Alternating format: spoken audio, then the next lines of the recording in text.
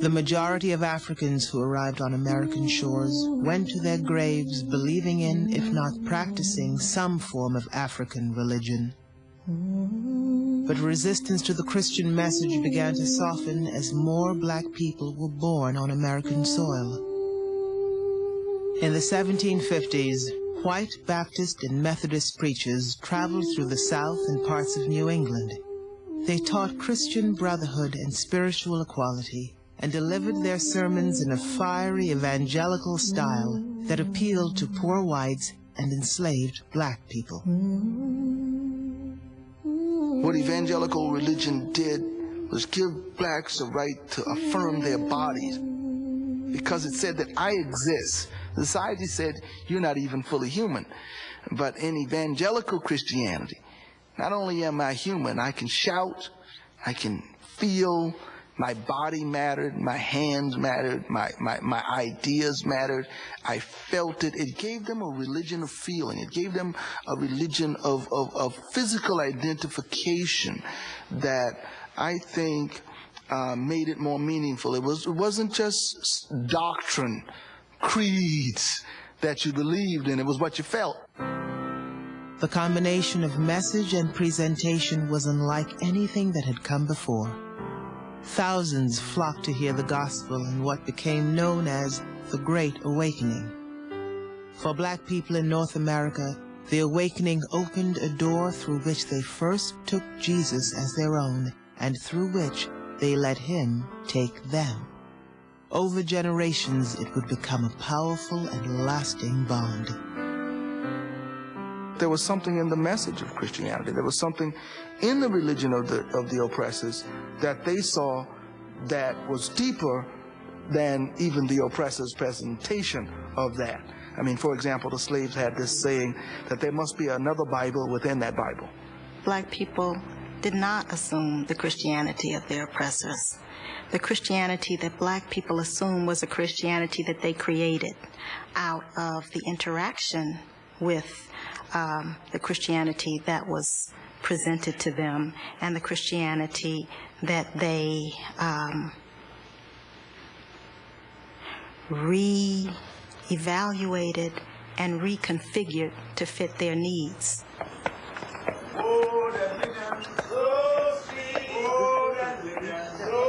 Charleston, South Carolina.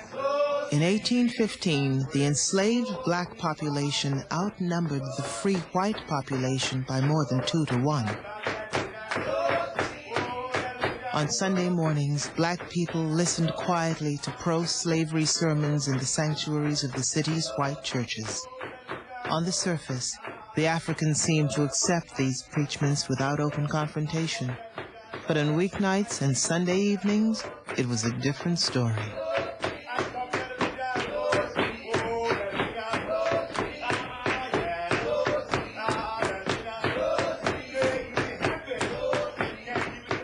During slavery, secret meetings served as a place where black women and men could worship God in the way that they saw fit.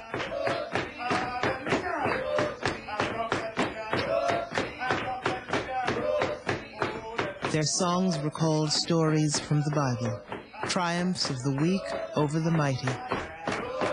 Ceremonially, they traveled through time, casting themselves as God's chosen people of centuries past. At the heart of this experience was the Ringshout, the sacred ritual in which worshipers shift their feet and move their bodies in a circle to symbolize the connection between past, present, and future. Over time, the meeting places came to be known as praise houses. The praise house family functioned as the secret religious societies had in Africa. Members were initiated in after months of reporting their dreams and going into the woods at night to seek God. It was a bond that was as strong as the bonds of one's birth family.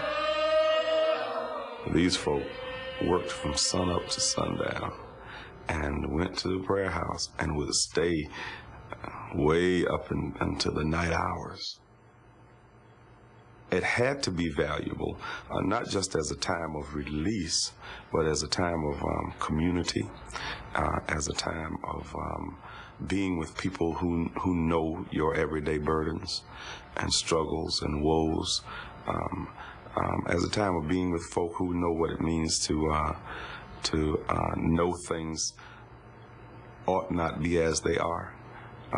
But this is what we got to deal with, and things are going to change, but we just have to go through this.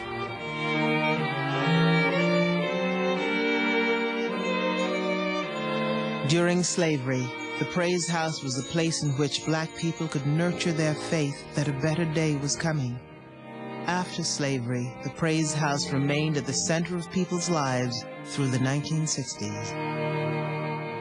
When I was a little girl, I used to walk to the Praise House with my grandmother. When we get there, they start the service, and some of the elders, they lead a hymn, and the ladies, they'll sing spirituals. I think singing is the key. That opened the heavenly door. And when they start singing, then it looked like everything would open up. Where it was dark, it would become light.